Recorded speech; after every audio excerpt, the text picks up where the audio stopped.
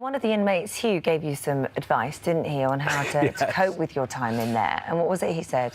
Well, what I can repeat at this time of day basically was to keep your head down, don't play the big man, and don't be a grass, which hopefully I won't be after the show goes out tonight. No, This is like the unspoken Bible of survival rules when you get in there.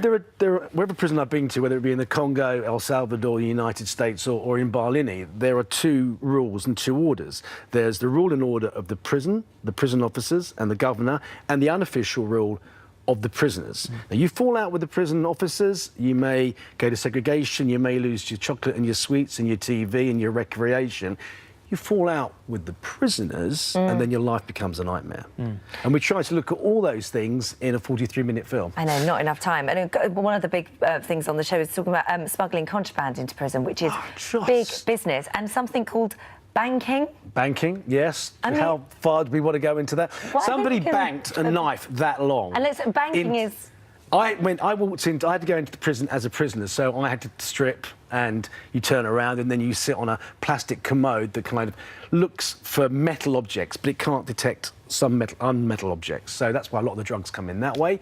But knives, they've picked up knives this big inside people. Which is incredibly dangerous, obviously. I would have thought so. But again, you know, people find all the ingenuity. Mobile phones? Mobile phones, very important. You know, buy them on the internet, these small phones for something like, you know, 25, 30 pounds can go for 500 pounds inside because you can bring drugs in. Drugs thrown in with a dog whip. I mean, the accuracy, incredible. Inside that tennis ball could be, you know, 300, 400 street Valium pills going for 5 times what they go for outside on the street. You were talking about this morning. So people go to prison on purpose to sell drugs. When you say they go in, so how are they buying the drugs? Because they presume with cash, because you have cash sent in to you by your families. I mean, Valium underpants soaked in Valium, liquid Valium, dried out, then sent to a prison inmate who then puts boiling water on it and drinks it as tea or sells it.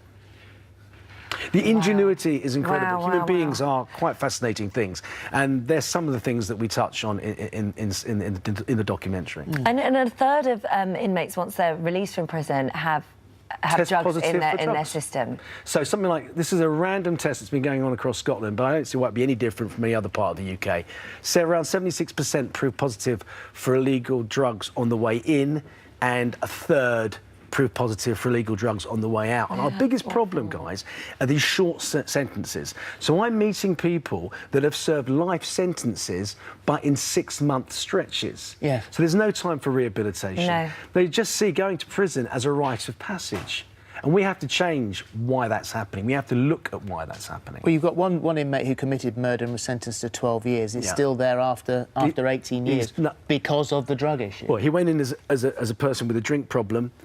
Marijuana stays in your system for 30 days, so they can add time onto your tariff in those days when he first went in. So he started taking heroin because it clears your system in 3 days. However, when he became a full-blown junkie, it kept showing up all the time. So every time he gets close to release, I think now he's actually on the verge of breaking the licence on purpose because he can't come to terms with actually leaving. And you see a lot of that. A lot of the young people that I spoke to there are on these revolving doors. They were in homes when they were kids. They then go to young offenders' place, and then they end up in Barlinnie. Well, it's like Robert you met, who's been in and out of prison so many times he'd lost count. You can remember. And he hoped that he was, after that stint in Barlinnie, that he was going to turn his life around, and then you heard that he was back inside again. So, OK, then you've seen this inside view, you've had amazing access. What's the answer? Well, if only I could answer that, Philip. I think we have to look at ourselves. We have to look at why we sentence people. What are prisons for? They have to be to keep the bad and the really, truly bad away from us. Keep them away from the rest of society. The people that repeatedly murder or harm people dreadfully. But are they places where we put people that we're angry with or we don't like? Are there alternatives to that?